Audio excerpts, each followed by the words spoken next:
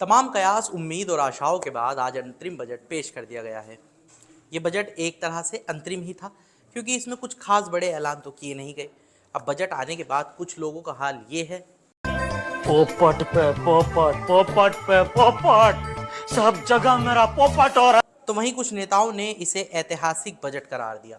प्रधानमंत्री नरेंद्र मोदी जी के नेतृत्व में जो भारत में एक नई क्रांति और परिवर्तन पिछले एक दशक में आई है, एक विकसित भारत का लक्ष्य, एक आत्मनिर्भर भारत का लक्ष्य, एक विश्व गुरु बनने का लक्ष्य, उन तीनों लक्ष्यों के प्रति पूर्ण श्रद्धा के साथ और गति के साथ भारत बढ़ चुका है।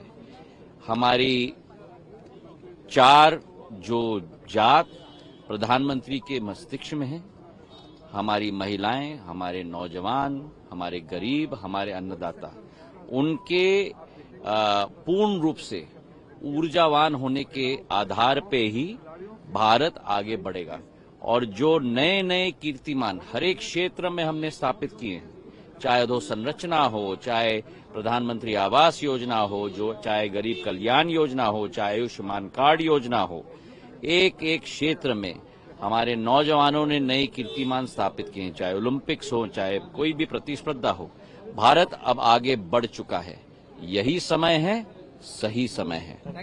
वित्त मंत्री निर्मला सीतारमण जी ने आज जो इंटरिम बजट पेश किया, ये फुल फ्लेज बजट नहीं है, इंटरिम बजट है, लेकिन इंटरिम बजट जो भी उन्होंने प्रस्तुत किया तो बहुत ही इंकरेजिंग है, बहुत ही उत्साहवर्धक है और आगे के लिए भी और अधिक आशाएं बढ़ती हैं।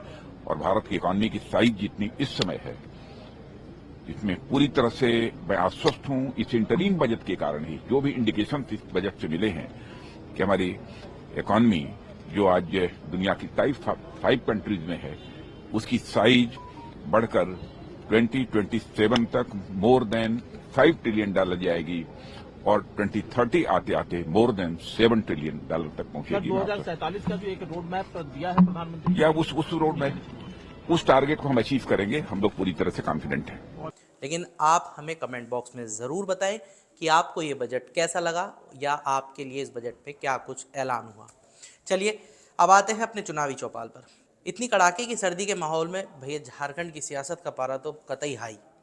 अब देर रात लंबी पूछताछ के बाद तत्कालीन मुख्यमंत्री हेमंत सोरेन को ईडी ने गिरफ्तार कर लिया। गुरुवार को उन्हें कोर्ट में पेश किया गया, जहां से उन्हें 1 दिन की न्यायिक हिरासत में भेज दिया गया। वकीलों ने बताया कि ईडी ने सोरेन की 10 दिन की रिमांड मांगी थी। खबर यह भी है कि सुनवाई के दौरान ईडी के वकील और हेमंत सोरेन के वकील के बीच तीखी बहस हुई। हेमंत के वकील ने जज के सामने ये दलील दी कि ये मामला तो पीएमएलए कोर्ट का बनता ही नहीं। वहीं ईडी के वकील ने बताया कि कैसे कथित जमीन घोटाले में फर्जी तरीके से जमीन अलॉट की गई। अदालत ने अब अपना आदेश शुक्रवार के लिए सुरक्षित रख लिया है। इतना ही नहीं, हेमंत सोरेन अपनी गिरफ्तारी के खिलाफ सुप्रीम कोर्ट का दरवाजा भी खटखटा चुके हैं। उनकी ओर से पेश हुए वकील कपिल सिब्बल ने कहा कि मनी लॉन्ड्रिंग के सेक्शन 19 के प्रावधान को आपको तय करना होगा।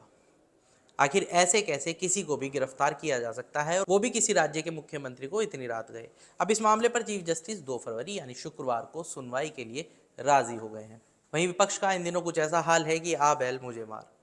हर रोज नया झटका झेल रही कांग्रेस को अब उसके एक सांसद के बतौलेपन का ही खामियाजा भुगतना पड़ जाए। हम बात कर रहे हैं बेंगलुरु ग्रामीण सीट से लोकसभा सांसद और कर्नाटक के डिप्टी सीएम डीके शिवकुमार के भाई डीके सुरेश की।